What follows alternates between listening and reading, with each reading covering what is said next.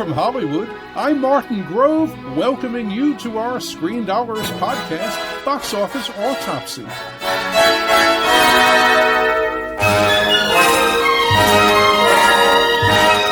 Right now, we'll look at the movie marketplace and analyze how things are going and where they're going, sharing some opinions from my perspective after decades of talking about Hollywood on CNN Entertainment Tonight and as a Hollywood Reporter columnist.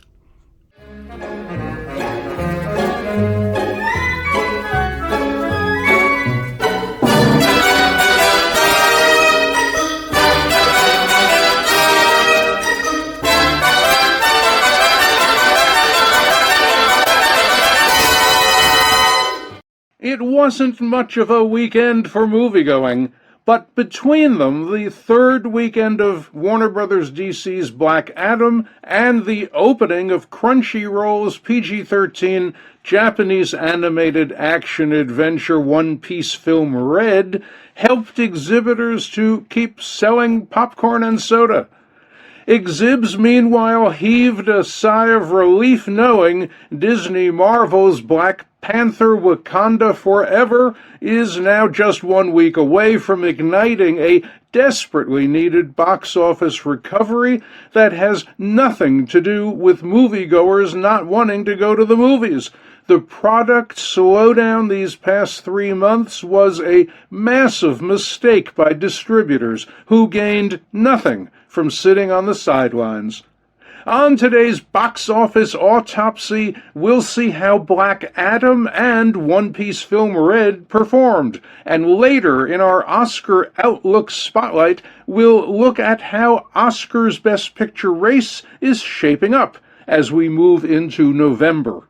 But we start today with Black Adam starring Dwayne Johnson, which led the box office for the third consecutive weekend. Appropriately enough, this scene from the film is called Take the Lead.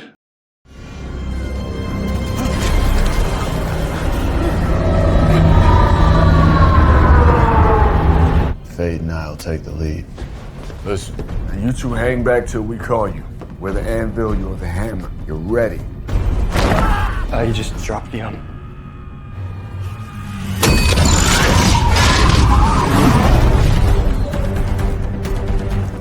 Be prepared.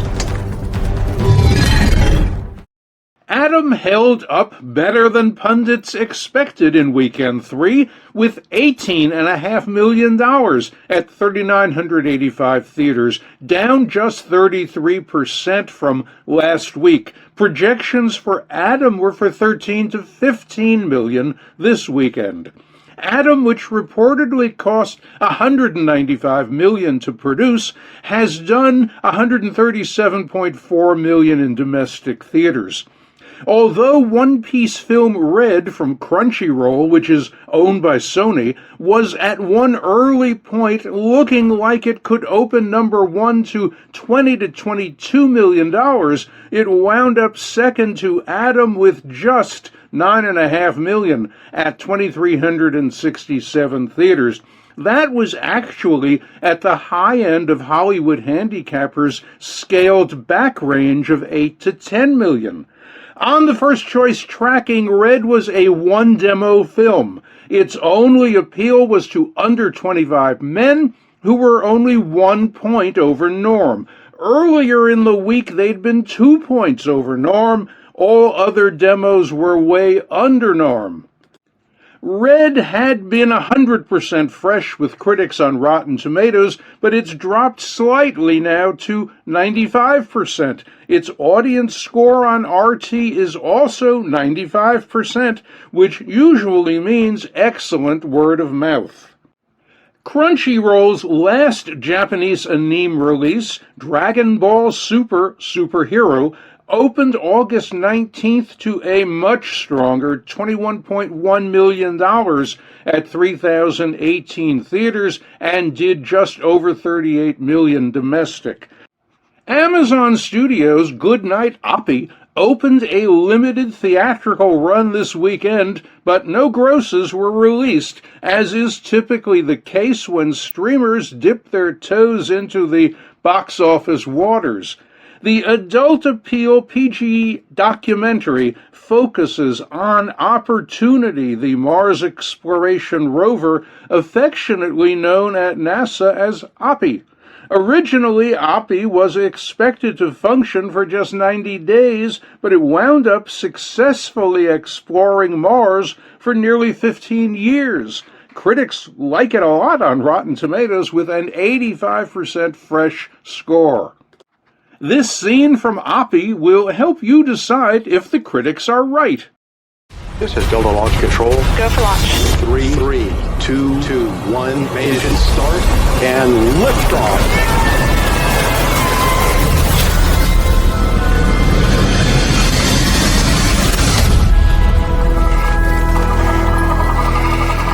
Yeah, it's only a robot, but she becomes a family member. Our whole objective was to build 2 solar-powered rovers that could survive 3 months on Mars. And the pressure on the team is really phenomenal. Was Mars once a green world with living things and blue oceans? This is the very first time we breathe life into the rover.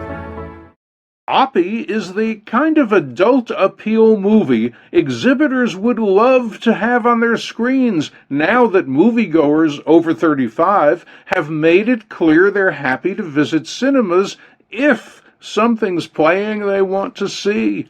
Streamers could be a very good source of such films. When exhibitors talk about trying to get streamers to release some of their movies theatrically, they usually have Netflix in mind. Netflix, however, has made it clear this isn't likely to happen. Although Netflix is giving Glass Onion a Knives Out mystery a Thanksgiving theatrical run on about 600 major circuit screens, co-CEO Ted Sarandos recently told investors it's not a first step towards more of the same. The streamer that exhibs should be approaching is Amazon, which is already giving some films limited theatrical releases. There's OPI, of course, which began a select theaters run this weekend and starts streaming on Amazon Prime Video November 23rd. Another good example is Harry Styles' My Policeman, which opened in theaters October 21st and started streaming this weekend. Amazon understands the added value its movies get by playing in cinemas, a signal that Amazon might be moving further in this direction came last week with word from Amazon Studios head Jennifer Salk that former Warner Brothers marketing president Sue Kroll is now the streamer's marketing chief. Kroll's years at Warner Brothers from 1994 to 2018 included a decade heading global marketing. Among the Warner Brothers franchises she launched were the Harry Potter films and Christopher Nolan's trilogy The Dark Knight. More recently, Kroll consulted to Amazon on the marketing of its wildly successful series The Rings of Power. It would make sense for Amazon to put Kroll's legendary marketing expertise to work not only on streaming product, but also on theatrical releases. Exhibitors should stop obsessing about Netflix and start talking to Amazon.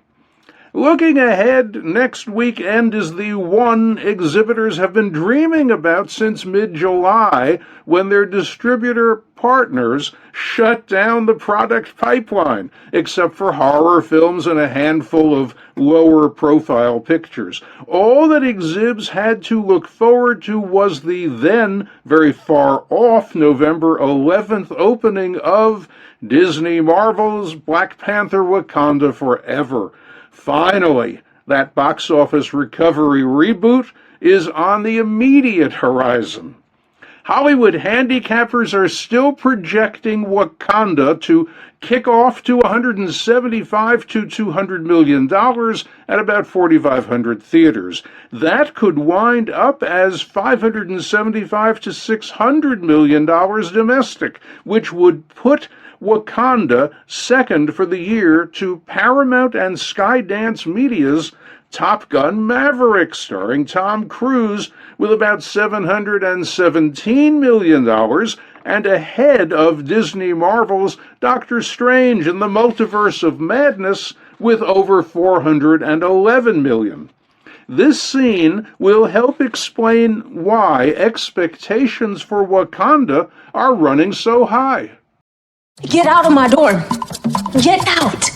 Hey, I'm warning you, do not take another step toward me. See how they teach the children to treat their guests.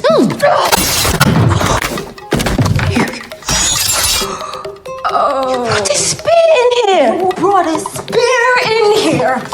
I like her. Hey. Put it down, put it. You'll hurt yourself. Come on. It's all right, princess. Small girl. I am going to give you two options. You can come to Wakanda, conscious or unconscious. You need to be conscious of the way that you look. Walking around here with that ash on your head. Oh, it's funny. No, it's not. I told you. You look good. Wakanda's total awareness is huge, with an average of 38 points over norm versus 36 points earlier in the week. Older Men are its top awareness demo, with 36 points over norm versus 35 points earlier in the week. Its average first-choice score is 23 points over norm, and its top first-choice demo is Younger Men, who are 26 points over norm. Older Women are its next best demo, with 25 points over norm. The original Black Panther opened in the pre-pandemic world on February 16th, 2018 to $202 million at 4,020 theaters. It went on to do just over $700 million domestic and nearly $647 million internationally for a worldwide cube of $1.3 billion. Black Panther and Wakanda were both directed by Ryan Coogler, who at the sequel's premiere talked about making it. Oh, it's beautiful. It's beautiful. I mean, it's nothing like the opportunity to reconnect with people after so much time has changed, and a lot happened since we released the last film. You know, you had the pandemic and all types of different things that transpired personally, interpersonally, as a society. So it was really heartwarming to get back with the same folks and to see how we grew and changed in that time apart. And also, it's kind of our duty to pay it forward, to open it up to more new worlds, for the audience and for ourselves. Black Panther received 7 Oscar noms, including a Best Picture nom, a major rarity for a superhero blockbuster. It won in 2019 for production design, costume design, and original score. And since we're already talking about the Oscars, let's plug in our Oscar Outlook spotlight and see who's looking good these days. Oscar's Best Picture race typically takes many twists and turns as early front-runners are overtaken by flavor-of-the-moment newcomers. But these 5 top contenders should stay the course.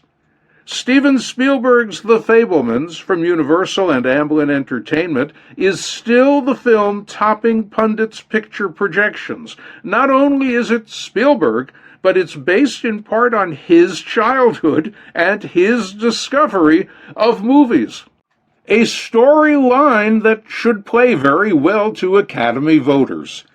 Adding to its strength as a Best Picture contender is its appeal in key races like directing, original screenplay for Tony Kushner and Spielberg, and lead actress for Michelle Williams. there's still a lot of affection for A24's Everything Everywhere All at Once for Best Picture, as well as for directing and original screenplay for Daniel Scheinert and Daniel Kwan. It also helps that there's a lead actress buzz for Michelle Yeoh. There's growing enthusiasm for Searchlight's The Banshees of Inisherin, plus a good buzz for directing and original screenplay for Martin McDonagh, and lead acting for Colin Farrell. Paramount's Babylon is a rising picture contender, helped by its buzz for directing and original screenplay for Damien Chazelle, and for Brad Pitt for acting. Its late 1920s Hollywood setting as sound's arrival makes and breaks careers is the kind of storyline Academy members will likely like. Tom Cruise's mega-hit Top Gun Maverick from Paramount and Skydance Media continues to please pundits and has a strong shot at landing a Best Picture nod, despite being a mainstream commercial blockbuster. Cruise is also a very likely lead actor nominee. There also are 5 other Best Picture noms to be filled, and the accompanying hand-to-hand combat on the awards marketing front will be another lesson in survival of the fittest. And that's a wrap for today's box office autopsy. We'll return next week to check out Wakanda Forever's opening, and in our Oscar Outlook feature, we'll be keeping our eyes on the awards world. So please join us again then, and thanks very much for listening.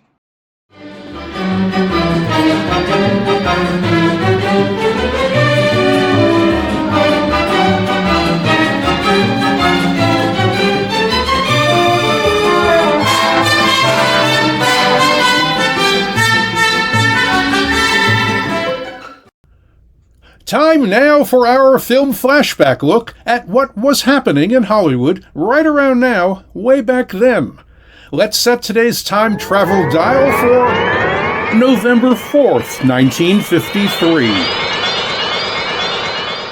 How to Marry a Millionaire, which premiered in L.A. November 4th, 1953, was 20th Century Fox's first CinemaScope feature. But the studio didn't release it until after it had opened the Robe.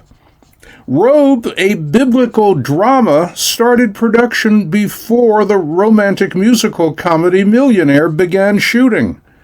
Although Millionaire was ready first, Fox chose Robe as its initial CinemaScope release on September 16, 1953, because it seemed likely to attract a bigger audience to experience the new widescreen process. CinemaScope led the way as Hollywood fought new competition in the early 50s from the fast-growing home entertainment medium, television. Ticket sales plunged because of the small screen's sudden popularity, and studios decided that making theater screens look bigger was the best way to fight TV. Fox's CinemaScope was an anamorphic lens process that followed the more complicated Cinerama, which required 3 large curved screens and specially constructed theaters. CinemaScope's screen was an extended wide rectangle that only needed a lens adapter fitted to existing theater projectors. Millionaire teamed up 2 top Fox stars, Betty Grable and Lauren Bacall, with the studio's new blonde bombshell, Marilyn Monroe. Grable got top billing in the credits because of her contract, but Fox knew it was Marilyn who really had moviegoers' attention and put her first in the film's trailers and posters. Looking back at the CinemaScope technology, Bacall explained in her 1979 autobiography, By Myself, that it was challenging for actors because they couldn't be too close to one another due to the long, narrow screen. On the other hand, the technical demands of setting up CinemaScope shots now had directors filming longer scenes. Bacall, with her theatrical background, liked that because it was more like working on stage. Bacall also noted Marilyn's insecurity and complete dependency on her personal acting coach, rather than on millionaire director Gene Negulesco, who went on to make such hits as Three Coins in the Fountain, Woman's World, and Daddy Longlegs. Marilyn, according to Bacall, would look at her acting coach for a nod of approval after every take, which explains why some shots wound up needing 15 or more takes. Despite the pain that caused Bacall and Grable, they chose not to go to war with Marilyn. Instead, they tried hard to make the process easier for their inexperienced and insecure co-star, so that, as Bacall put it, she'd, quote, feel she could trust us. I think she finally did, unquote. It all paid off at the box office. Millionaire, with a budget of $1.9 million, had domestic rentals of $7.3 million. Big money then. It was 1953's fourth biggest film per Wikipedia. The biggest, Fox was right, was The Robe. It cost $5 million to produce and was number one with rentals of $17.5 million.